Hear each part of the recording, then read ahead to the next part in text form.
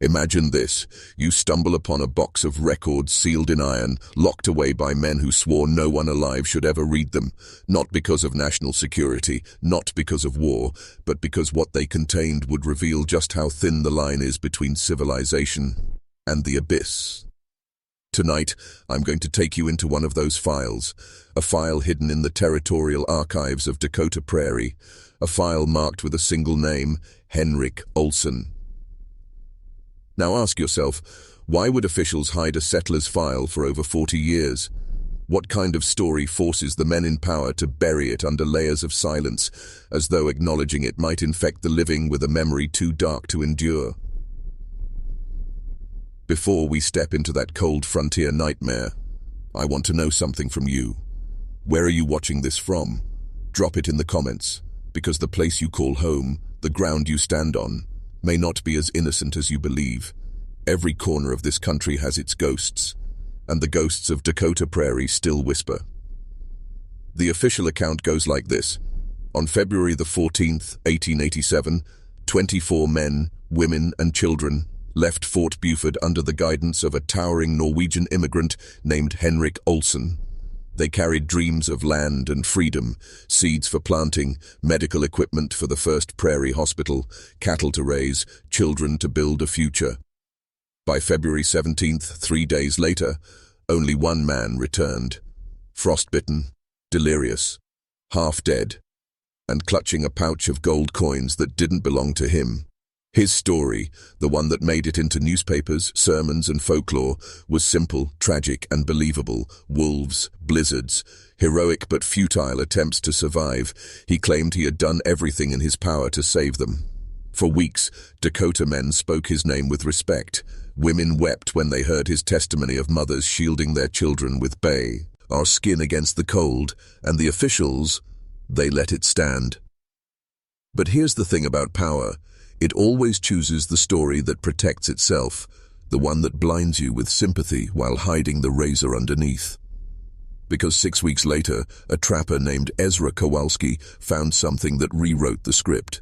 He didn't just find scraps of clothing, he didn't just find remnants of wagons, he found a camp, a hidden cache, firewood cut and stacked in precise rows, canvas stretched against the canyon walls, food that hadn't spoiled, and worst of all, personal belongings from families who were supposed to have died in the snow.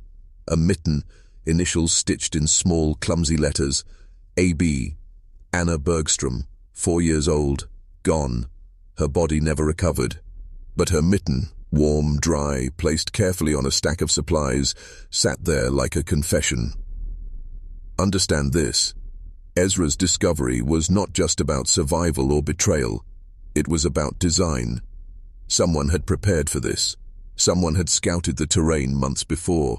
Someone had walked those same badlands and marked out not homesteads but killing grounds. And suddenly, the officials had a problem. If Henrik Olsen wasn't the tragic survivor he claimed to be, what was he? Here is where your descent begins. This is not just the story of one man's betrayal. This is a window into the machinery of lies that has guided men across every frontier, from the frozen prairies to the polished marble halls of Washington.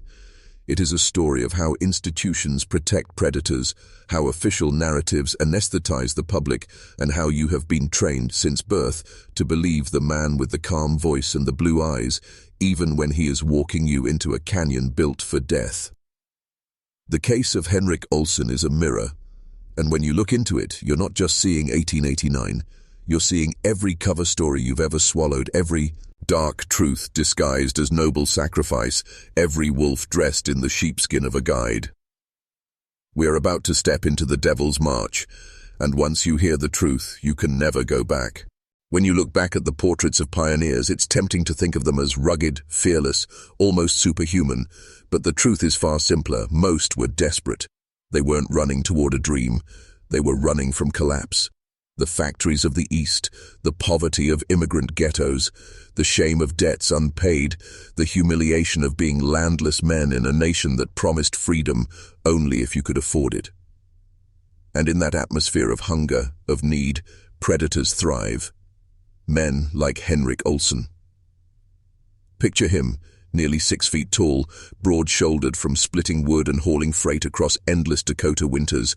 His pale eyes studied everything: supplies, wagons, the nervous hands of fathers, the tired faces of mothers. He was the kind of man who carried an aura of certainty, and on the frontier, certainty is worth more than gold. He had arrived years earlier, a Norwegian immigrant with nothing but calloused hands and the uncanny ability to predict weather patterns with frightening accuracy. Locals said he could read the sky like scripture. When the clouds thickened, when the prairie winds shifted, Olsen seemed to know what would come hours before it struck. It gave him credibility, it gave him power, and power, unchallenged, always curdles into corruption. By February of 1889, Henrik had built a reputation. He was the guide you hired if you wanted to sleep at night, believing your family had a chance of surviving that brutal landscape. Parents trusted him. Husbands leaned on him. Mothers believed him when he smiled and said, "I will get you there." But here's the hidden pattern. Predators don't just strike. They groom. They build a legend around themselves until the sheep open the gate willingly. Olsen's legend was 5 winters without losing a single party. Families whispered it in the trading post at Fort Buford. Henrik has never lost anyone. That sentence is what sold the Bergstroms, the Hartwells, the Kowalski brothers, the Brennans. Think about that. They were about to put their children into his hands, to walk into a wilderness where one wrong turn meant death. And not a single one of them questioned his chosen route. Not a single one asked why the shortcut he promised didn't appear on their crude maps. That is the psychology of trust. That is the architecture of manipulation. And Olsen knew exactly what he was building, because while the families packed seeds and clothes and keepsakes, he packed something else. Beneath his legitimate supplies, tarps, ropes, lantern oil, he carried items chosen for a darker mission: a spade for digging, extra blankets he claimed were for emergencies, and a map not of homesteads but of hidden caches, places he had scouted months before. You see the shape forming now, don't you? This wasn't improvisation. This wasn't a man forced into betrayal by sudden scarcity. This was premeditation. And that's the truth that officials buried, because it exposes something more dangerous than wolves in the snow. It exposes how human predators weave themselves into the fabric of trust, how they create systems where you willingly walk into your own execution. The families who followed Henrik Olsen weren't ignorant. They weren't weak. They were simply caught in the gravitational pull of a man who understood their fears better than they did themselves. And isn't that the essence of control? Not force, not violence, but persuasion so powerful that you never even imagine resistance. By dawn on February the 14th, 23 souls hitched their wagons, packed their children in blankets, and followed Olsen west. He smiled as they crossed the Missouri River, pointing out landmarks, distracting them with stories of other settlers who had made it. Confidence radiated from him. It infected the group.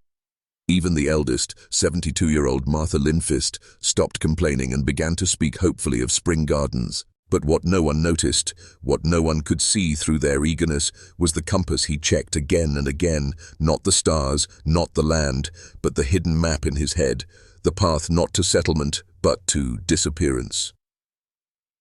That morning the Devil's March began, and every step carried them further away from salvation, deeper into a plan designed by a man who already knew they would never reach their promised land.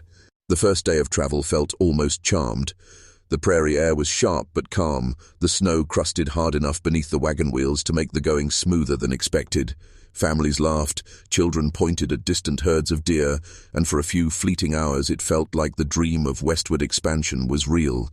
The land seemed open, endless, waiting to be claimed, and at the center of it all rode Henrik Olsen, tall in the saddle, the embodiment of quiet confidence.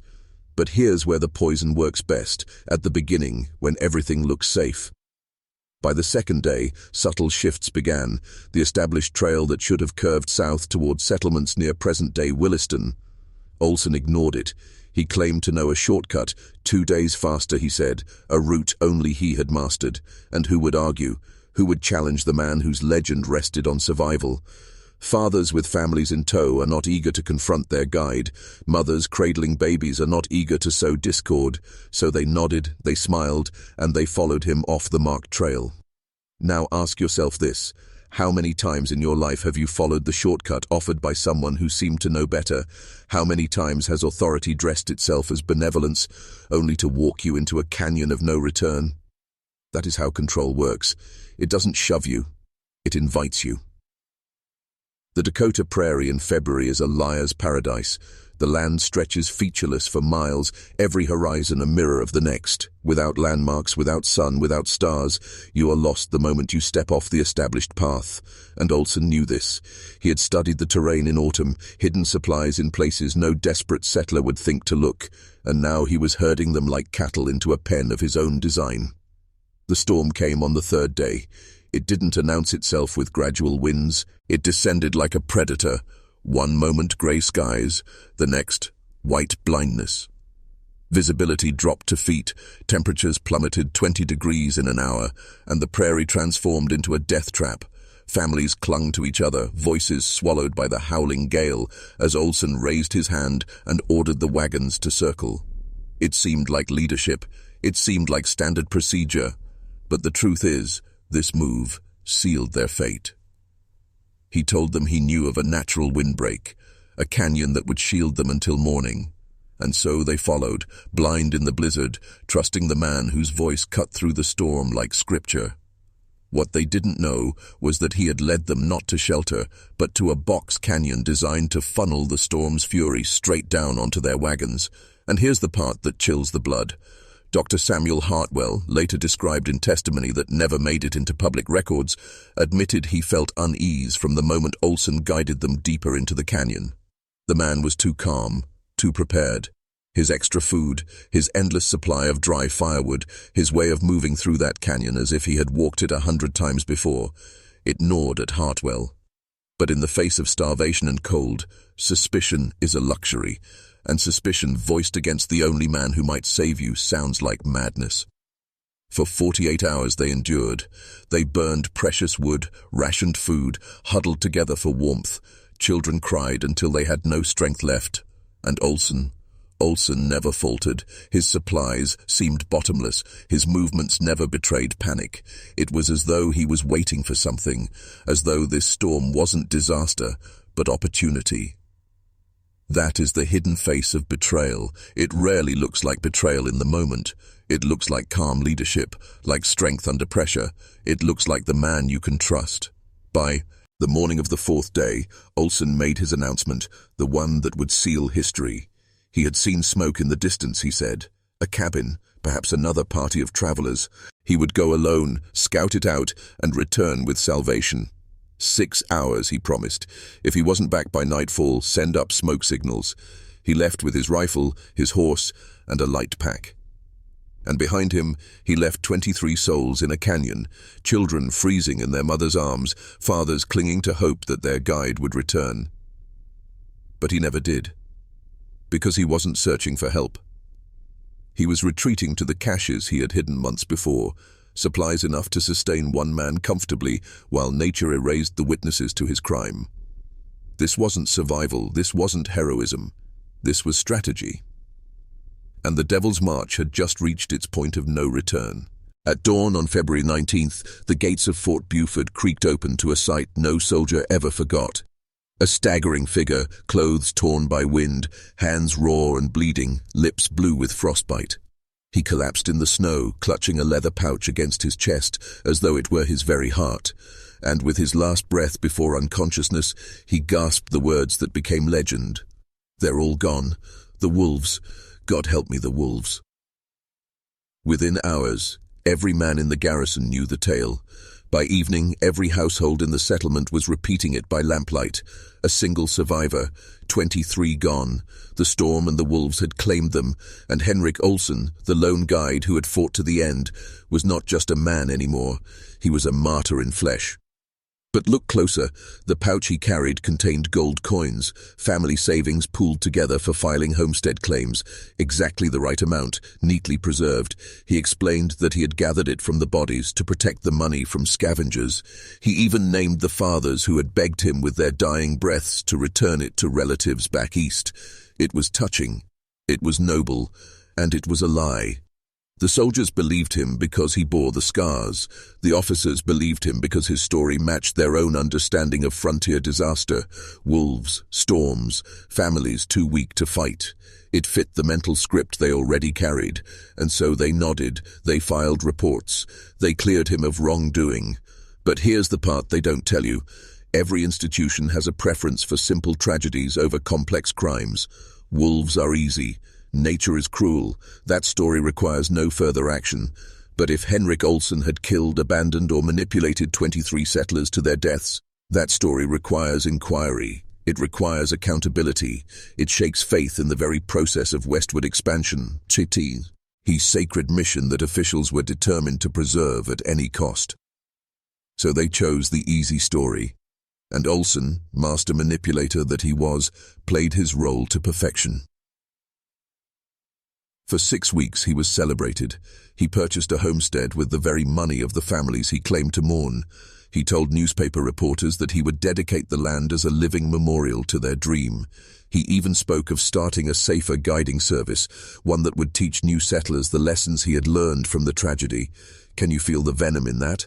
A predator converting death into profit, betrayal into business. And the people applauded him, because people always applaud the survivor who returns with tears in his eyes and gold in his hands. We are wired to sympathize with suffering. We are trained to mistake scars for innocence. But scars lie, and sometimes the survivor is not the victim. He is the executioner who simply played his part well enough to fool the crowd. Think about how many times history has repeated this script. Leaders who bring back blood-soaked stories and are celebrated as heroes. Corporations who cause disaster, then pose as the saviors who will make sure it never happens again. Governments that manufacture crises, then demand obedience as the price for safety. The Olsen pattern is not unique, it is eternal, and yet it almost worked forever. Almost, because while townsfolk repeated his story, while officials closed their books, one man out in the Badlands was running his traplines and finding things that didn't match. Ezra Kowalski, a trapper who knew the land better than the generals, better than the settlers, better than Olsen himself. He had lived through the same storm. He had studied wolf behavior his whole life, and when he stumbled into a canyon 40 miles from where Olsen claimed the families had perished, what he found shattered. The official narrative like glass. Dry firewood neatly stacked, food caches untouched, canvas shelters built before the storm, and personal belongings from the missing, objects that could not possibly have survived wolves and weather if Olsen's story had been true. The conclusion was inescapable. Olsen had lied, not in panic, not in grief, but with calculation. And when Kowalski carried that truth back to the authorities, the facade of the tragic hero began to collapse. But here's the darker truth. The collapse was not immediate. The system resisted it. Because when you expose a predator protected by institutions, you don't just fight him, you fight the machine that prefers the lie to the truth. And that machine is still alive today. Ezra Kowalski was not a man easily fooled. He had spent 3 winters alone in the Dakota Badlands, setting traps through snowstorms that would break the will of most men. He knew the way wolves moved. He knew the patterns of storms, how they swept and where they broke. He knew more than anything the difference between chance and preparation. And when he stood in that canyon, 40 miles from Olsen's official site of tragedy, he knew he had found preparation, not accident. Imagine it. Under a rocky overhang, the snow barely touched the ground. Firewood cut into precise lengths, stacked neatly, covered with canvas. Food stores sealed against moisture. Bedding arranged, not like it had been abandoned in desperation, but as though someone had intended to return. This wasn't the wreckage of families devoured by wolves. This was a hidden camp, a base of operations. And then the small details. Details that made the blood run cold. A child's mitten, initials stitched by a mother's hand, AB. A hairpin glinting in the pale sun, the kind favored by Swedish women like Elena Bergström. A pocket watch engraved with the initials TB, Thomas Bergström, who had supposedly died in the snow, fighting off wolves. How had these items survived intact when, by Olsen's account, wolves had ripped bodies apart and left nothing but scattered fragments in the storm?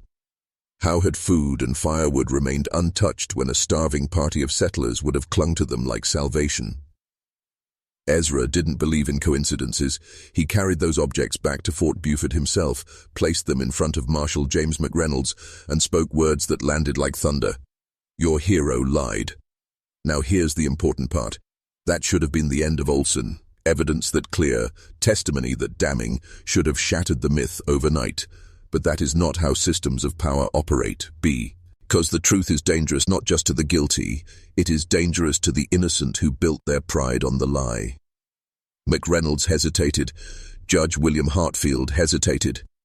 The territorial officers, all of them men preparing for statehood, all of them eager to paint Dakota as a land of opportunity, hesitated. Why? Because the truth of Olsen's betrayal threatened the image of the frontier itself.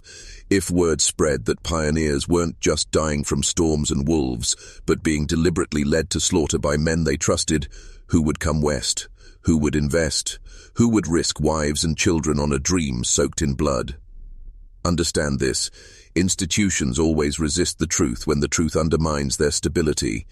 That is why history is written not by the survivors, but by the liars clever enough to tell the story that keeps the machine turning. Still, an investigation began. McReynolds and Judge Hartfield, uneasy but compelled, rode out with deputies to examine the site Ezra had discovered. What they found matched his account perfectly. Neatly stacked firewood that would have taken days to prepare, food supplies far beyond emergency rations, shelter too carefully built to have been thrown together in panic, and worst of all, the personal items, the mitten, the hairpin, the watch. Objects placed not as survivors clung to them, but as though someone had stripped them from the dead and left them behind without care. When they compared this to Olsen's testimony, the cracks widened. Olsen claimed the storm trapped them in a box canyon with no shelter, but this camp had been ready long before the blizzard. He claimed wolves had devoured every body, leaving nothing but scraps. But wolves do not leave behind pocket watches. They do not leave mittens folded in the snow. Each contradiction whispered the same truth. Olsen had planned this. He had walked those lands before. He had chosen his canyon not to protect the families, but to contain them. And when the storm struck, he had abandoned them, retreating to his hidden cache, waiting for the elements to finish what he had begun. And yet, despite evidence, despite logic, the officials dragged their feet. They did not announce their findings immediately. They did not strip Olsen of his false glory. They deliberated. They argued, because to admit the truth would mean admitting that their system, territorial authorities, guiding networks, even their sacred Homestead Act, had failed. It would mean confessing that the frontier was not just hostile wilderness, but also a stage for human predators who thrived under the banner of manifest destiny. That, my friend, is why forbidden history is buried. It is never just about one man's crime. It is about what his crime reveals, the weakness of the system, the corruption of the institution, the fragility of the dream. So Olsen's truth teetered on the edge, balanced between the evidence that condemned him and the machine that needed him to remain a hero. And while the authorities debated, the clock ticked. Olsen was alive, free, already planting seeds on land bought with the savings of the dead, and the longer they waited, the harder it became to pierce the myth he had built around himself. The investigation had begun, but power was already deciding what kind of story it would allow. The first cracks in Henrik Olsen's story did not appear like thunderclaps. They whispered, faint at first, just enough for the attentive to notice, but whispers, when ignored, grow into roars, and Olsen's contradictions were beginning to roar. At Fort Buford, Olsen repeated his account with the practiced cadence of a preacher. The storm, the wolves, the desperate families clinging to hope. He told it with tears, pausing at all the right moments, lowering his voice when he spoke of the children. He even named those he had buried with his own hands, describing shallow graves carved in frozen earth.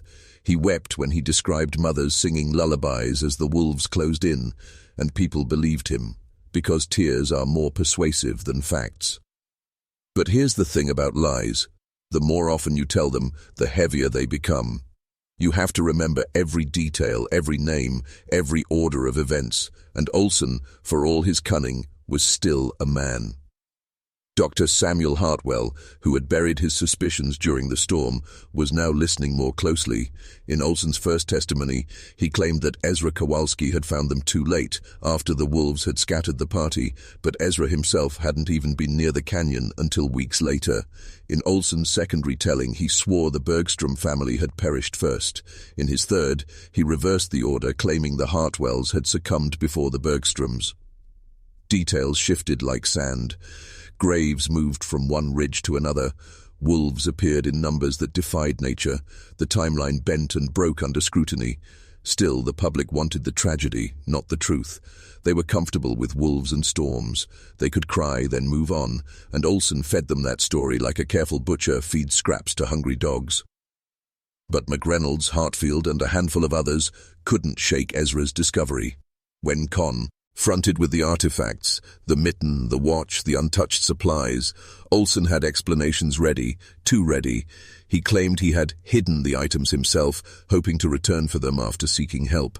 He claimed the firewood was cut by him in desperation, even though its straight edges showed preparation months earlier. He even claimed the caches of food were simply providence, gifts of fortune left behind by passing trappers. That's the predator's weapon. Turning suspicion back on the accuser. For every question, Olsen had a half answer. Just enough to muddy the waters, just enough to make doubt feel like paranoia. And the officials, bound by their fear of scandal, gave him the benefit of the doubt. Not because his answers made sense, but because punishing him would mean punishing themselves. They had knighted him as a frontier hero. To strip that away was to admit their failure. Institutions protect predators because predators know how to weave their survival into the institution's survival. But outside the fort walls, rumors spread. Settlers whispered about Olsen's sudden prosperity, the land purchased, the livestock acquired, the tools bought outright with coin he should not have had. They whispered about how calm he seemed, how quickly he had recovered from a tragedy that should have left him shattered. And then came the most damning whisper of all. Sightings. Travelers spoke of a man, tall, broad-shouldered, unmistakable, seen moving through the Badlands weeks before the storm, scouting, cutting wood, preparing campsites. These weren't the ravings of drunks. These were consistent reports from men who had no reason to lie. The machine strained. On one side, the myth of Olsen the survivor. On the other, a growing body of evidence that he was no victim at all, but an architect of death. This is where we must pause and reflect. Predators like Olsen don't succeed because they are stronger or smarter than everyone else. They succeed because people want to believe them. Because we are conditioned to confuse confidence with truth, suffering with innocence, and survival with virtue. That conditioning doesn't just blind individuals, it blinds entire systems. Olsen was more than a man. He was a mirror held up to the very idea of the frontier, and the authorities feared that if the mirror cracked, people would see not destiny but betrayal, not progress, but predation. So the contradictions mounted, the suspicions deepened. And yet Olsen walked free, smiling, shaking hands, planting crops on land soaked in the memory of families he had abandoned. But as we'll see in the next stage, even the most carefully constructed myths cannot hold forever. Truth has a way of leaking through the seams, no matter how tightly institutions stitch them shut. The Devil's March was no longer just a canyon in the snow. It was spreading into courtrooms, into town meetings, into the very soul of the Dakota settlement, and Henrik Olsen's mask was beginning to slip. By the spring of 1887, the whispers had grown too loud to ignore. What began as quiet doubts in saloons and church pews became public demands at town halls. How had one man survived when 23 others had perished? Why had he returned with gold, but no survivors? Why had trappers found supplies in the Badlands weeks later, supplies untouched by wolves or storm? The territorial government could not keep the lid on forever. To silence the rumors meant losing the trust of the settlers pouring into Dakota territory. And so, reluctantly, they announced a public inquiry. Not a full trial, just an inquiry, a stage-managed performance meant to placate the crowd while still protecting Olsen's carefully manufactured legend. But here's the danger of staging a performance. Sometimes the actors refuse to read the script. The inquiry was held in the drafty courthouse at Fort Buford. Farmers, trappers, widows, soldiers, everyone packed into the room, breath steaming in the cold air, eager to hear the truth spoken aloud. At the front sat Judge William Hartfield, flanked by officers and territorial officials, their expressions grim with the weight of what they were about to unleash. And in the center, towering above them all, sat Henrik Olsen. He looked every bit the tragic survivor, broad shoulders draped in a worn wool coat, hands still scarred from frostbite, eyes carrying just enough shadow to inspire pity. He bowed his head in humility, a performance so convincing that half the room wanted to weep before he even spoke. His opening statement was everything you would expect: grief, sorrow, reverence for the dead. He told the story as he always had, the cadence steady, the details embroidered with emotional precision. Children huddled in their mothers' arms, fathers standing watch with rifles until the last moment, wolves circling like shadows from hell itself. By the time he finished, there were sniffles in the crowd, but then Ezra Kowalski stepped forward. Ezra was no orator. His voice was gravel from years of wind and tobacco, but when he laid the mitten on the judge's desk, when he placed the pocket watch beside it, when he described the stacked firewood and untouched food, the room fell silent, and silence is louder than applause. Olsen shifted, just slightly, a flicker in his eyes, a tightening of the jaw, but predators hate exposure, and in that flicker, the mask began to crack. Hartwell followed with testimony. He recounted Olsen's calm in the canyon, his surplus of supplies, his strangely precise knowledge of the terrain. He spoke of his unease, his suspicion that the storm had not caught Olsen unprepared, but rather had arrived exactly when Olsen expected it. The contradictions grew harder to dismiss.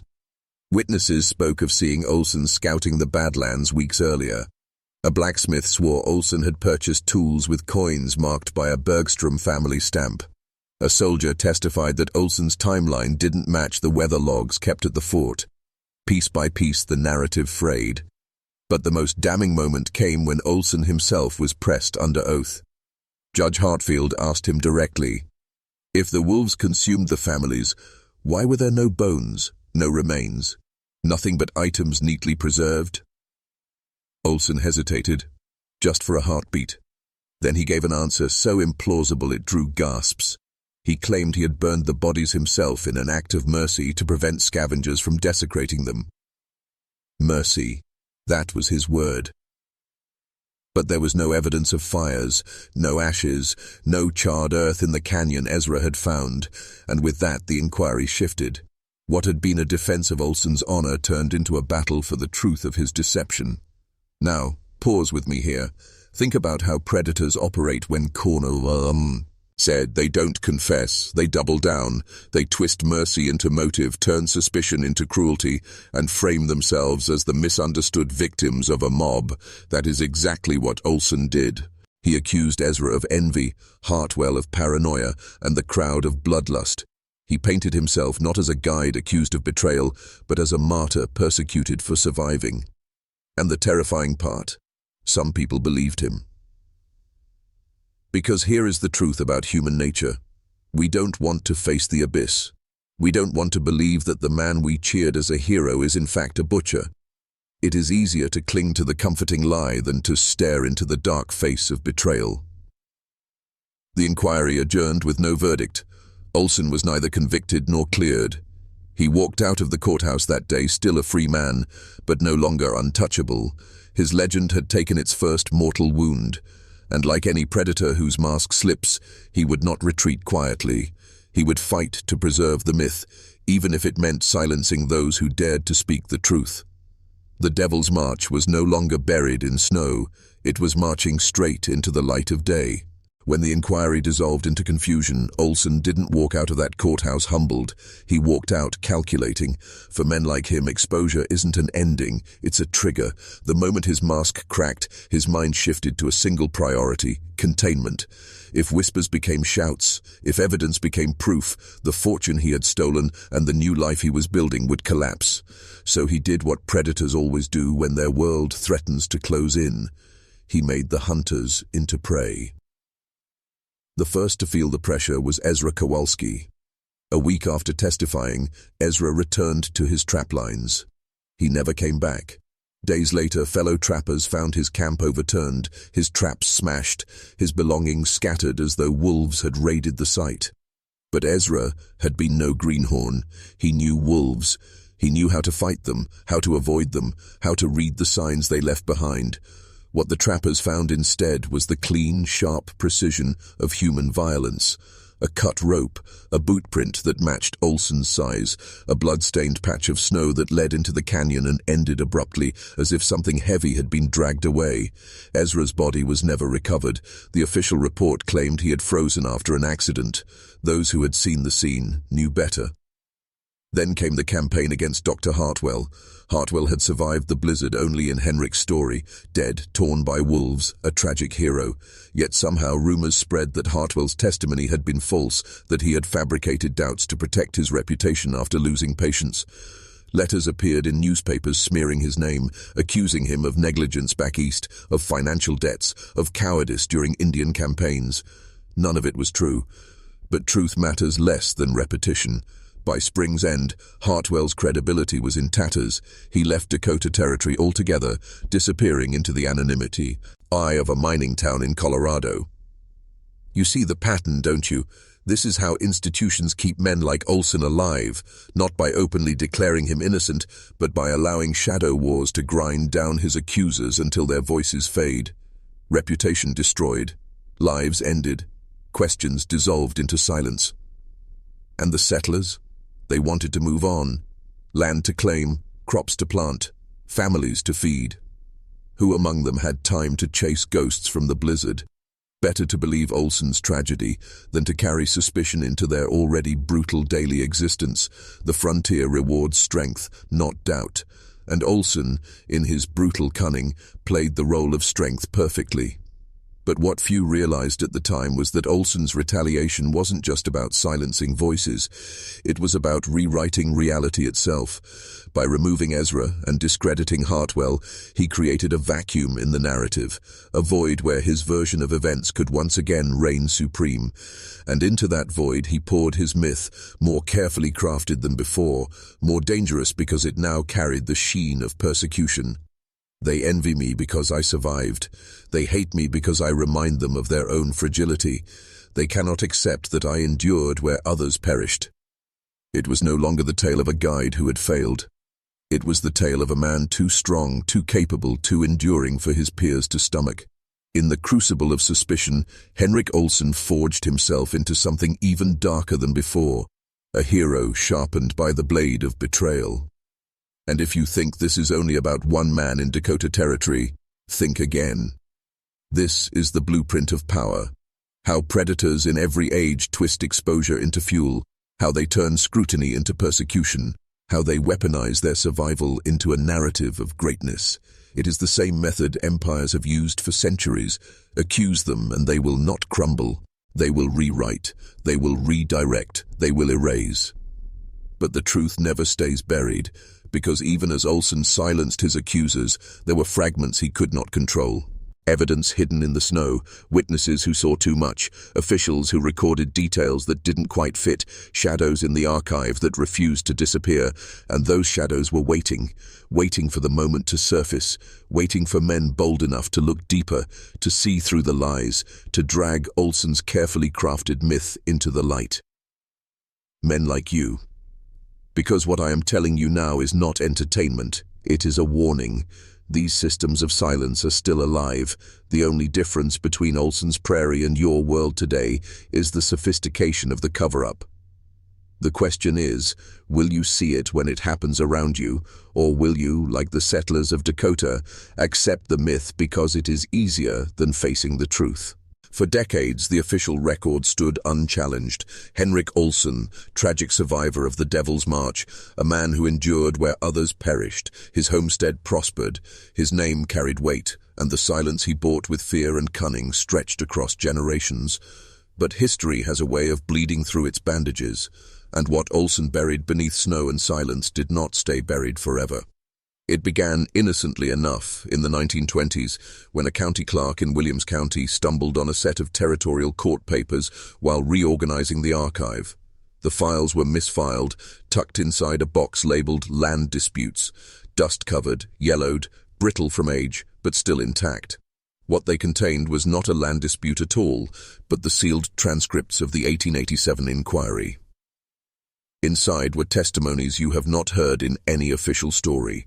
Hartwell's words, preserved in his own hand, describing Olsen's unnatural preparedness, his extra supplies, his refusal to let families scout shelter. Ezra Kowalski's detailed report of the hidden camp, complete with hand-drawn maps of the canyon, sketches of the stacked firewood, and notes on the personal belongings found there. Even letters between Judge Hartfield and Marshal McReynolds, both men admitting privately that Olsen's version of events did not withstand scrutiny, but that convicting him risked destabilizing the already fragile territorial settlement. Think about that for a moment. They had enough doubt to acknowledge Olsen's guilt among themselves, but not enough courage to challenge him publicly. Why? Because power always protects itself. Because the lives of 23 settlers were weighed against the smooth functioning of expansion and found to be expendable. The clerk who found those files tried to raise questions. Within a year, he was dismissed for incompetence. The box vanished from the archive, but not before copies were made. And those copies passed hand to hand in whispers, kept alive by a few men who recognized that truth matters even when buried.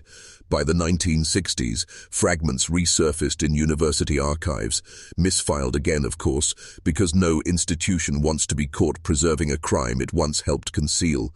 A historian at the University of North Dakota cited them in an unpublished dissertation. He died before finishing his work. His notes disappeared into a basement filing cabinet. Again and again, the story clawed its way toward the light, only to be pushed back into darkness. And doesn't that sound familiar? Isn't that the pattern of all forbidden histories? The fragments are always there, in letters, in testimonies, in the margins of official records. But the moment they surface, mechanisms of silence grind them back into dust. Not by denying their existence outright, but by burying them under bureaucracy, by stripping them of context, by letting them rot in basements where no one bothers to look.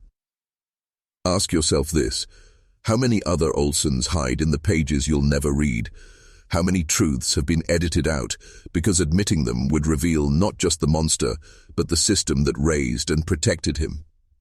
And here is where the case of Henrik Olsen becomes more than a tragedy of settlers lost to greed. It becomes a mirror, a pattern, a warning. Because the Devil's March is not just about one man's cruelty. It is about the institutional instinct to shield the predator when his exposure threatens the system itself. That is why you've never heard of this story in your history books. That is why it took whispers in court files, maps sketched in haste, and testimonies never meant for daylight for you to hear it now. And I will tell you this: once you hear such a story, you cannot unhear it. The descent has begun. The ground beneath you shifts, because if they hid this, what else have they hidden? The Devil's March was not just a blizzard in Dakota, it was the cold hand of silence that reaches across time, still clutching your throat today. The archives revealed inconsistencies, yes, testimonies, maps, letters of doubt, but Olsen left behind something far more dangerous than the whispers of others. He left fragments of himself, ink on paper, the mind of a predator bleeding into words. For decades, these fragments were dismissed as fabrications, the scribblings of forgers hungry for scandal. But when handwriting analysts compared them to verified land contracts and legal documents signed by Olsen himself, the match was undeniable. They were his journals, not full volumes, not neatly bound, but scraps, torn pages hidden in trunks, left behind in abandoned barns, preserved by men too afraid to reveal them openly, but too haunted to destroy them. And in those words, the mask falls completely. Olsen writes not of survival, not of tragedy, but of calculation. He describes scouting the Badlands the autumn before, marking a canyon that offered concealment and a ready-made cache site. He notes the flow of streams, the dryness of the overhang, the way firewood could be cut and stored without detection. One passage chills more than the rest. He wrote, "The snow will cover everything. Wolves will finish what I cannot. By the time the thaw comes, nothing will remain but stories, and stories can be controlled." Think about the arrogance in that sentence. He wasn't planning for survival, he was planning for erasure, for the complete annihilation of 23 souls, not only in flesh but in memory. That was his true crime, not just murder, but the intent to rewrite history itself. Another passage reveals his philosophy of control. He wrote, "They trust the man who knows the sky, who names the stars. They hand him their gold, their children, their hope. They think strength is a shield. They never see that strength is also a blade. Do you feel it? That is not the language of a guide. That is the language of a predator who understood human psychology with surgical precision. He knew that families desperate for safety would interpret his confidence as salvation. He knew that in the wilderness doubt is fatal, so they would silence their own instincts rather than question him. And he weaponized that silence. This is the same technique that tyrants and manipulators use across every age. Convince men that questioning you is weakness. Convince them that trusting you is survival. Then lead them exactly where you want them, into the canyon from which they will never return. But the journals reveal something else, something darker still. A fixation not on survival, not even on wealth, but on control over destiny. Olsen wrote obsessively about the weakness of settlers, about how they carried dreams of freedom, but chained themselves with fear. He wrote of their softness, their prayers, their clinging to family. To him, these were not virtues, they were vulnerabilities. And in his mind, consuming them, whether by cold, by wolves, or by his own hand, was not murder. It was cleansing, a ritual, proof of his superiority. Do you see now why this case was buried?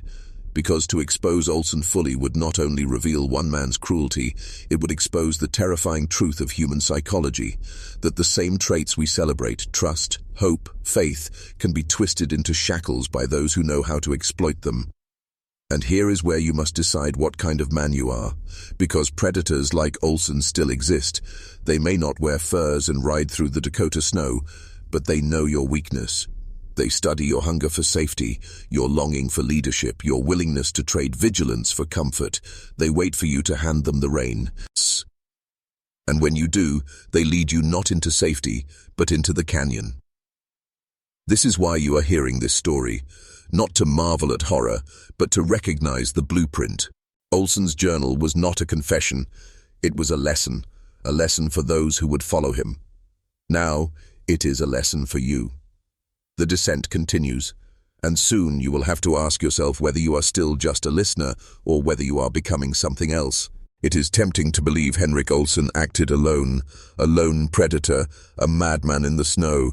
That is how the newspapers told it when they told it at all. It is how history prefers its monsters, isolated, aberrant, cut off from the larger story.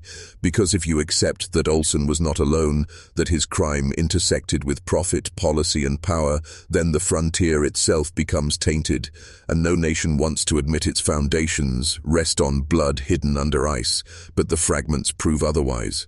The sealed letters between Judge Hartfield and Marshal McReynolds show it plainly.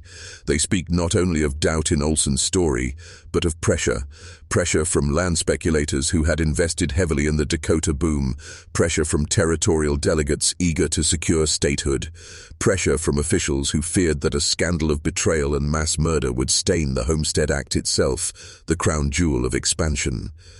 Imagine the optics in 1887, 23 settlers lured to their deaths not by storm or hostile tribes, but by one of their own guides, a man entrusted with their lives. It would have shattered confidence. Who would risk everything for a plot of free land if whispers spread that the guides themselves were butchers? And so, silence became policy. Olsen was shielded not because he was innocent, but because his exposure threatened the machine. Follow the money, and the pattern sharpens. After the inquiry, Olsen purchased his homestead outright, not merely with the stolen savings of the families, but with funds that records show were loaned to him by a local land syndicate. Why would investors back a man covered in suspicion? Unless, of course, they knew his guilt would never touch him, unless they recognized in him not a liability but an asset, a man willing to do what others could not. Even more damning, a ledger found decades later in the Archie. Theirs of a St. Paul law firm contained entries listing payments coded simply as DM, settlement, DM, the Devil's March, Payments made to officials, to clerks, to militia officers. The machinery of suppression was oiled not by coincidence but by coin. And here lies the deeper horror. Olsen's crime did not end when the snow melted. It became absorbed into the bloodstream of expansion itself. The deaths of those families were filed away as necessary tragedy, their absence transformed into vacant plots ready for new settlers, their stolen wealth recycled into Olsen's farm, which grew into a model of success. Their erasure became fuel, their silence became foundation. Understand this: predators are rarely lone wolves. They are useful instruments. Systems learn from them. Institutions cover for them. And over time, their cruelty becomes less an exception than a precedent. What Olsen did in the canyon was unspeakable, but what the territorial machine did afterward was worse. It decided that silence was cheaper than truth. It taught itself to bury horror under paper and coin, and that instinct survives today. Different names, different faces, but the same method: suppress, distort, erase. Do you see how the descent deepens now? This is no longer just a story about a guide on the Dakota Prairie. It is the anatomy of institutional corruption, the moment when officials looked at the shattered lives of 23 settlers and decided their sacrifice was acceptable so long as the gears of expansion turned smoothly. And here is where I will ask you directly to make your choice. If you have followed me this far, you already feel the ground shifting. You already know this story is no longer just about Olsen. It is about a pattern you recognize in your own world. If you see it, if you feel it, then write this phrase in the comments right now, twice, to mark your transformal. Olsen, I see through the silence. I see through the silence. That is how you step across the threshold. That is how you claim identity, not as a passive listener, but as one who will not be lulled back into forgetting. The Devil's March has never ended. It marches still, through every institution that buries truth beneath profit, and now you walk beside it, aware, awake, dangerous. By the spring of 1888, the prairie bloomed again. Grass returned, wildflowers burst through the thaw, and settlers streamed westward in greater numbers than ever. To most, the winter tragedy of the Devil's March was already fading, a cautionary tale told around campfires, stripped of its darker truths. But while others forgot, Henrik Olsen was busy transforming the land itself into a monument to his survival. The homestead he built stood on stolen dreams. The timbers of his house were cut from the very canyon where Ezra Kowalski had traced the cache. The fields he plowed were fertilized with ashes from the belongings he had stripped from the dead. Even the livestock he raised bore brands repurposed from wagons left behind in the snow. Everything he touched was soaked in ghostly residue, every board and fence post a reminder that his prosperity was purchased with silence. And yet, neighbors admired him. Olsen is a man who knows how to endure, they said. His farm was orderly, his yields high, his barns full when others struggled. To struggling settlers, he seemed like a model of what determination could achieve. They never asked how he acquired so much seed, or why his tools were finer than most could afford. They never questioned why his wife wore jewelry too polished, too sentimental to have been bought at a frontier trading post. That is how myths grow, not with grand statues or parades, but with envy, with neighbors pointing across the field and whispering, "If only we could be like him." But if you look closer at the records, farm registries, census rolls, you find something uncanny. His farm expanded unnaturally fast, doubling in acreage within 5 years. He purchased adjoining plots, often from settlers who had lost everything in sudden misfortunes. Barns burned, cattle vanished, debts mounted. Some said Olsen had a knack for spotting opportunity.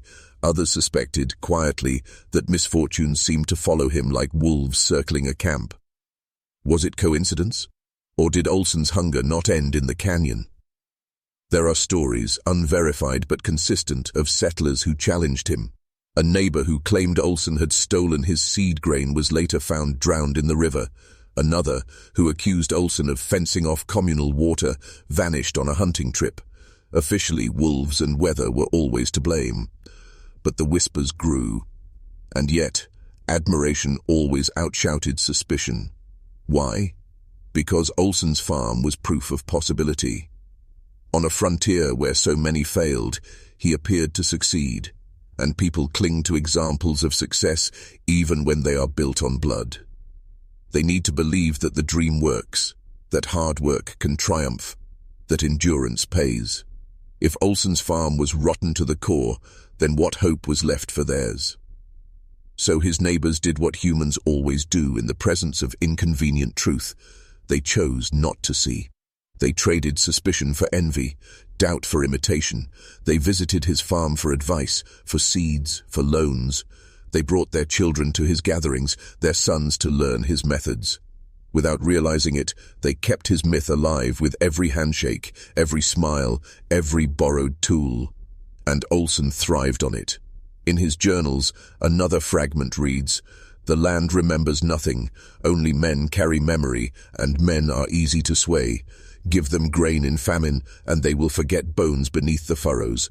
That sentence should freeze your blood, because it tells you that Olsen understood exactly what he was building. Not just a farm, but a shrine to power built on silence, sustained by envy, consecrated by denial. Look around you. How many shrines stand today, polished and admired, but built on buried bones? How many fortunes gleam with the same unnatural shine, their roots sunk in cruelty erased from the record? Olsen's farm still exists. The buildings have collapsed, the fields lie fallow, but the land remains, indistinguishable from any other patch of prairie. Unless, of course, you know how to read the silence. And if you have followed me this far, you are beginning to learn. By the turn of the century, Henrik Olsen was no longer just a man. He was a patriarch. His farm had become one of the largest in the county, his name engraved on deeds, his barns landmarks for travelers. He lived long enough to watch Dakota territory turn into North Dakota, to see railroads slash across the prairie, to shake hands with men who would become senators. To neighbors, he was a figure of permanence, a man who had tamed the wild. But death comes even for predators. In 1911, Olsen passed quietly in his bed, his body failing after years of hard labor and harder winters. He left behind not just fields and barns, but children and grandchildren, an entire bloodline nourished by the wealth he had stolen. Here is where the story deepens. Because myths do not end when the man dies. They calcify, they pass into bloodlines, into dinner table stories, into land titles and bank accounts. And the Olsen descendants inherited not only his estate, but the narrative he forged. At first it was innocent enough. His children told their neighbors of their father's strength, of how he survived when others did not. They repeated his story at county fairs, at church gatherings, at family reunions. By the 1930s, the legend of the Blizzard Guide was a local folktale, stripped of suspicion, told as inspiration. School teachers even used it as a frontier morality tale. Work hard, endure hardship, triumph. But not all descendants were innocent storytellers. Some knew the whispers, some had seen the journals.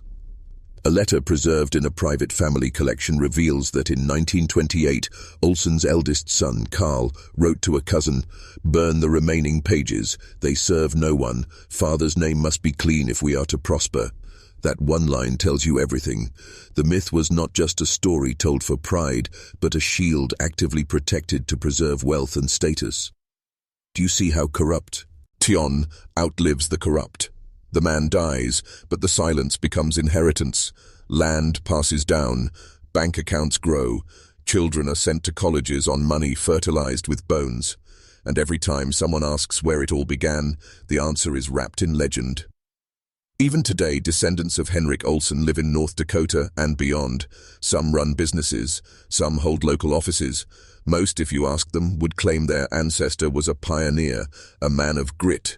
Few know or admit the truth, and why would they? To acknowledge it would be to admit that their very lives are scaffolded on atrocity. But there are cracks. In the 1970s, a distant relative, a woman named Eleanor Olsen, attempted to publish a memoir exposing the family's true origins. She cited Ezra Kowalski's map, Hartwell's testimony, and even referenced fragments of Henrik's journals. Days before publication, her manuscript was withdrawn. Officially, it was due to legal concerns. Privately, she told friends that relatives threatened her with financial ruin if she continued. She died in 1981, her papers scattered, only fragments remain. That is how bloodlines protect myths, not by rewriting history, but by burying it under inheritance, under respectability, under generations of silence. And so the Devil's March did not end with Henrik Olsen. It metastasized, flowing through his descendants, through county law, through the institutions that grew fat on the land he claimed. His story was passed down not as a warning, but as pride. And pride is the most effective disguise cruelty can wear. Now I will ask you directly, what stories have you inherited without question? Which of your family legends or national myths are polished shrines hiding unspeakable truths? The Olsens are not unique. They are a case study, a mirror, and if you see yourself in that reflection, the descent has already pulled you deeper. The truth has a way of clawing back through soil, no matter how deeply it's buried. By the early 2000s, whispers of Olsen's past began surfacing in online forums dedicated to lost history and frontier mysteries. A handful of amateur researchers stumbled upon inconsistencies in the territorial records. Why were certain witness testimonies missing? Why were court documents sealed for decades?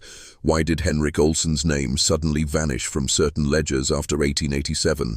Only to reappear years later attached to property deeds. The trail was faint, but those who followed it uncovered fragments. University archives in Bismarck contained a map marked with strange X's, eerily similar to Ezra Kowalski's notes. A private collection in Montana held a pocket watch engraved TB, the same initials once tied to Thomas Bergstrom.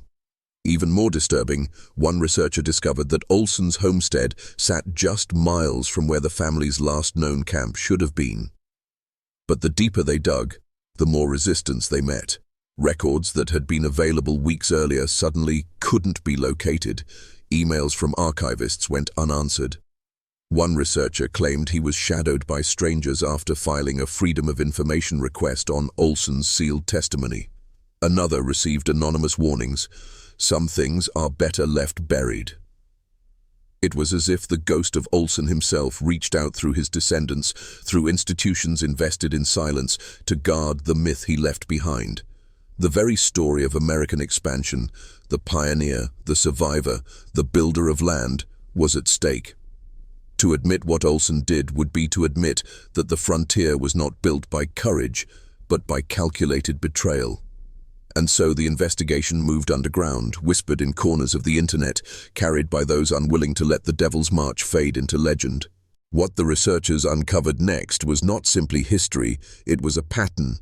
In county archives, burial records from the 1888s listed multiple graves marked unknown settlers, their dates suspiciously close to the winter Olsen returned alone. Yet no newspaper of the time mentioned such recoveries. Who buried those bodies? Who authorized their erasure from public record? One historian, digging through financial ledgers, found another crack in the facade. Olsen's land was not paid for outright, as the local legend suggested. Instead, his homestead claim was backed by deposits matching almost exactly the combined savings of the missing families. The very money he clutched when he stumbled back into Fort Buford became the cornerstone of his empire. The theft had been laundered into legitimacy by the state itself. This was not just one man's crime, it was an early blueprint for how institutions protect predators when their deeds align with expansion, profit, and myth-making. The frontier needed heroes, not murderers, and so Olsen was branded a survivor, not a butcher. Even now, the silence persists. Local museums feature displays of pioneer life, but none mention the Devil's March. Tourist brochures praise the courage of settlers, omitting the canyon where wagons once burned.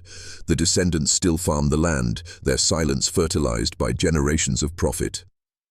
Do you feel the weight of this? The unease in your stomach is the realization that the world you live in is constructed on such buried stories. Olsen's case is not just about a man, it is about a system that transforms atrocity into heritage, and once you see that system, you can never unsee it.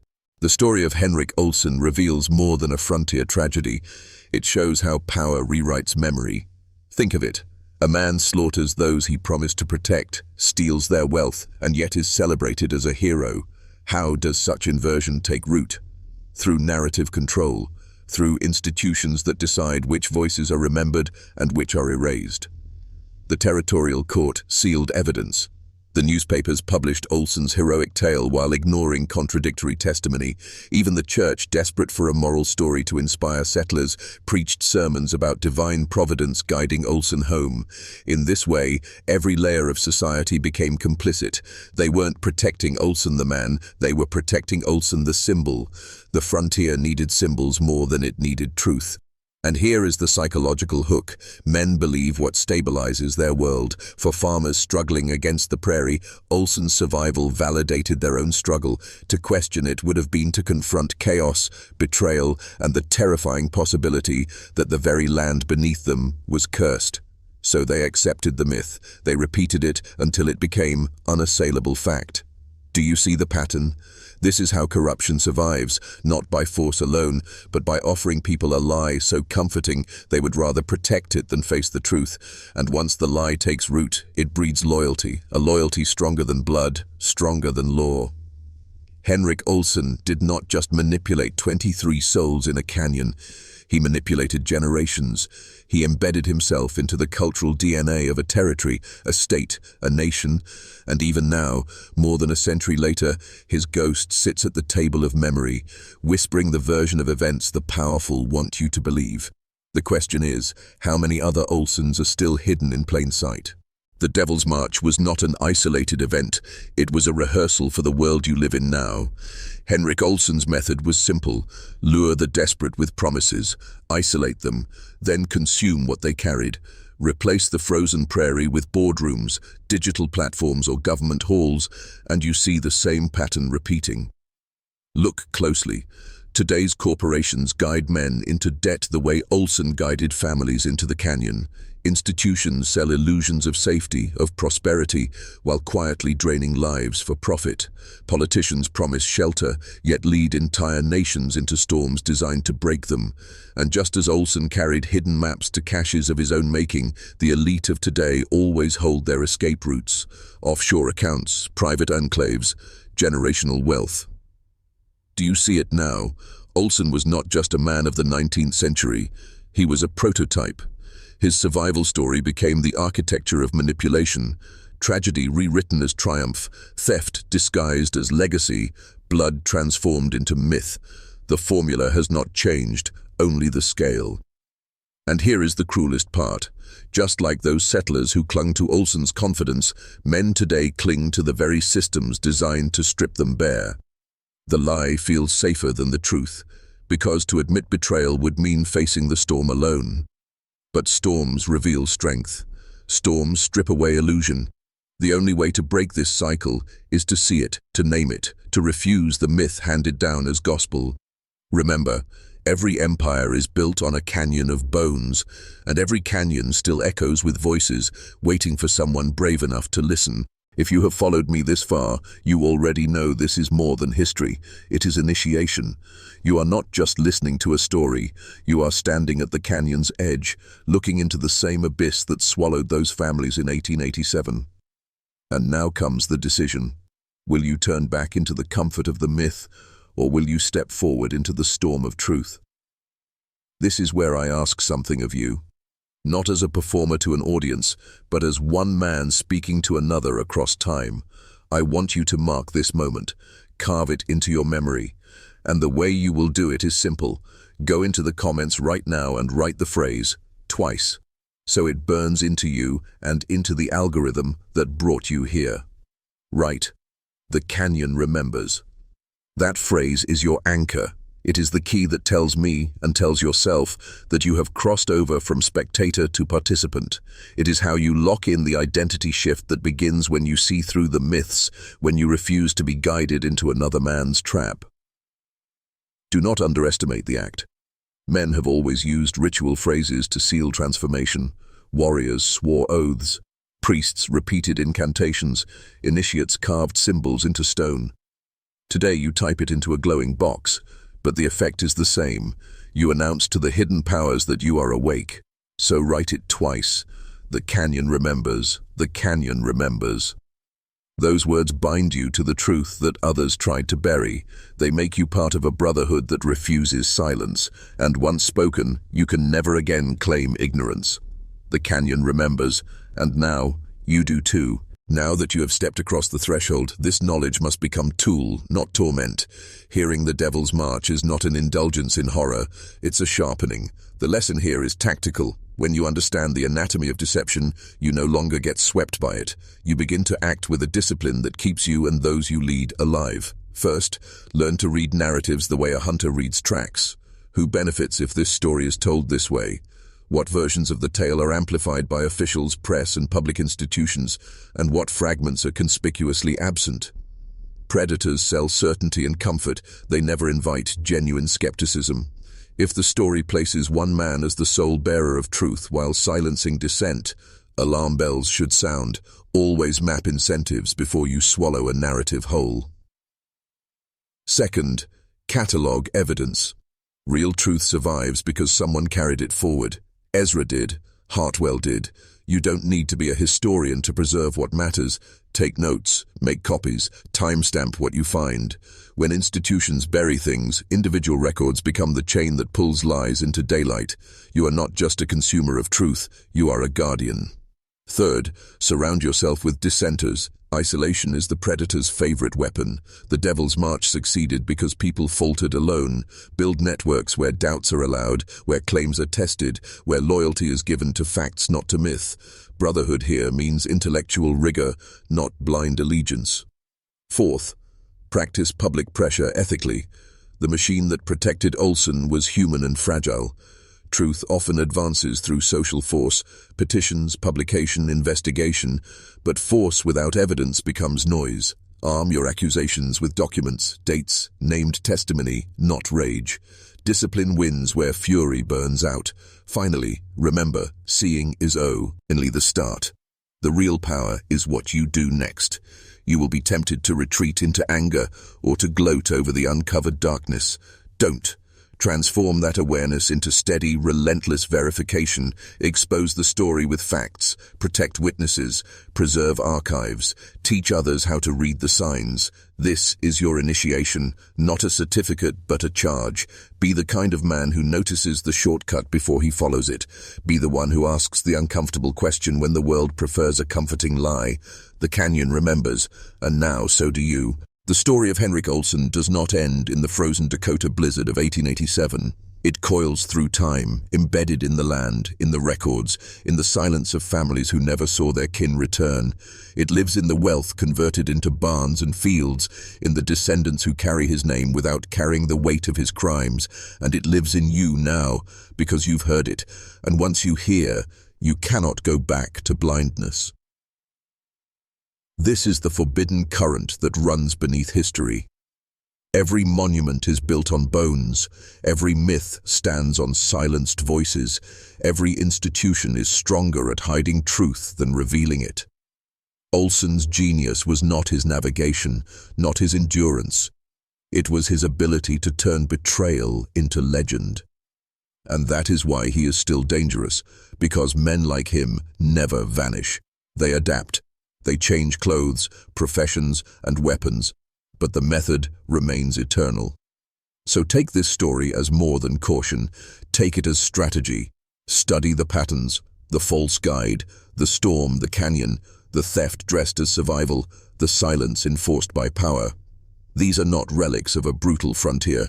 These are templates still in use, in boardrooms, in governments, in media machines that tell you who the heroes are. When you see the template, you rob it of its spell. Men throughout history have been broken by the same game because they entered it blind. You are not blind anymore. You carry the phrase. You carry the dissent. And with that dissent comes responsibility to resist, to question, to guide others out of the canyon before they are consumed. Remember this, the canyon remembers, but memory without action is just another grave. You have been shown the path down. Now you decide if you will climb out carrying fire or remain among the echoes.